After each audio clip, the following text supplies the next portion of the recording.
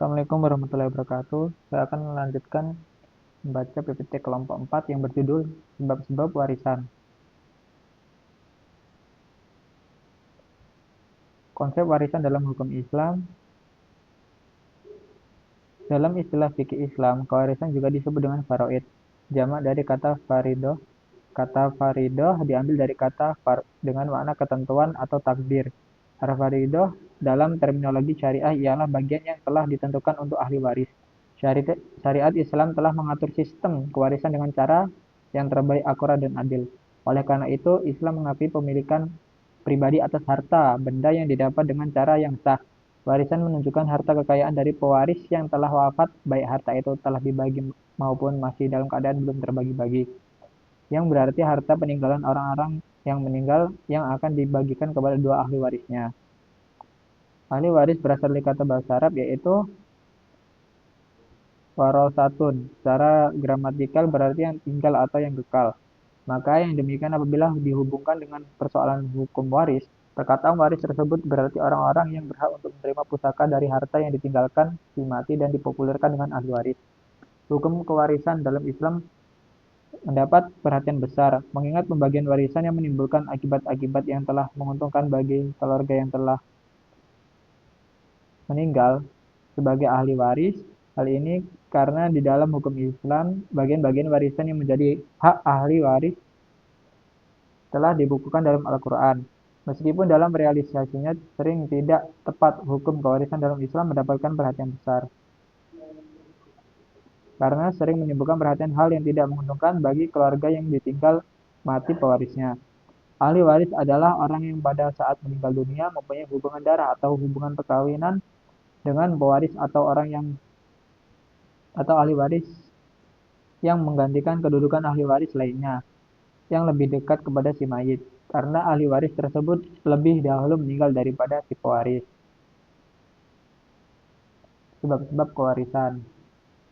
Untuk dapat dijadikan sebagai ahli waris atau orang yang berhak mendapatkan bagian harta peninggalan pewaris harusnya disebabkan oleh beberapa sebab, diantaranya yang pertama adanya hubungan kekerabatan atau nasab, seperti ayah, ibu, anak, cucu, saudara kandung, saudara seayah maupun saudara-saudara seibu, begitu juga kakek dan nenek keturunan ke atas.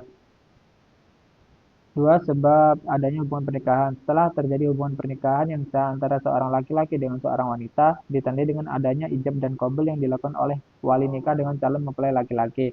Maka sejak itulah antara seorang laki-laki dengan wanita menjadi pasangan sebagai suami istri, yang menyebabkan mereka menjadi kerabat dan keduanya mendapat hak saling mewarisi apabila salah satu di antaranya meninggal dunia.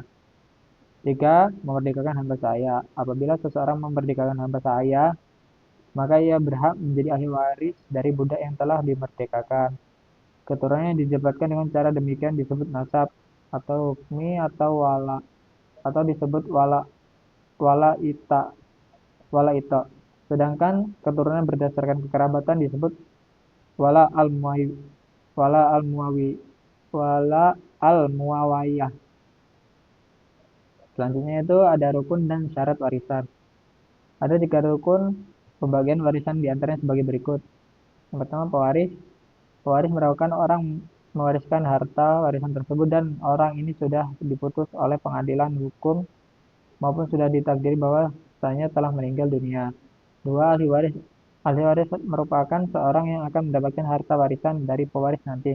Untuk mendapatkan harta warisan tersebut, ahli waris harus memiliki hubungan dengan si mayit atau pewaris, seperti hubungan pernikahan dan hubungan nasab atau keturunan.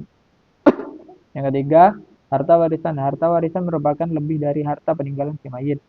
Setelah melaksanakannya hal-hal seperti mengurusi mayit, membayar hutang pada Allah, membayar hutang pada manusia, wasiat dan sisanya itu dinamakan harta warisan. Syarat merupakan sesuatu yang harus kita capai atau memiliki untuk memperoleh yang ia inginkan. Untuk membagi warisan ada syarat dan pembagiannya, yaitu apa waris sudah wafat secara hakiki atau hukmi dan takriri. Ahli warisnya masih hidup secara hakiki dan takriri. Selanjutnya, dasar hukum warisan. Dasar atau sumber utama hukum Islam adalah Nas, Al-Quran dan Hadis. Demikian juga Dasar hukum warisan dalam Islam telah diatur dalam ayat Al-Quran dan hadis secara rinci. Di antaranya dalam firman Allah Subhanahu wa taala surat An-Nisa ayat 7, 11, 12 dan ayat 176. Adapun yang menjadi asbabun nuzul ayat ini adalah sebelum Islam diturunkan masyarakat Arab telah saling mewarisi dengan sistem keturunan dan sistem sebab. Keturunan yang mendapatkan warisan hanya anak laki-laki yang sanggup berperang. Sistem keturunan yang mereka gunakan tidak memperhatikan keadilan antara ahli waris perempuan dan ahli waris laki-laki, antara yang kecil dengan yang telah dewasa. Mereka hanya memberikan harta warisan kepada ahli waris laki-laki yang dewasa saja, sementara yang masih kecil tidak mendapatkan warisan karena dianggap tidak mampu mengangkat senjata membela keluarga dan suku mereka.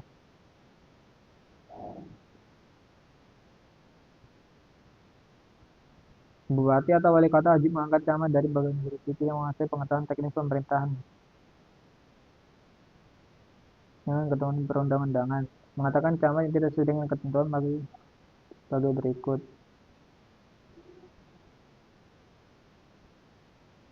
Sekian, wassalamualaikum warahmatullahi wabarakatuh.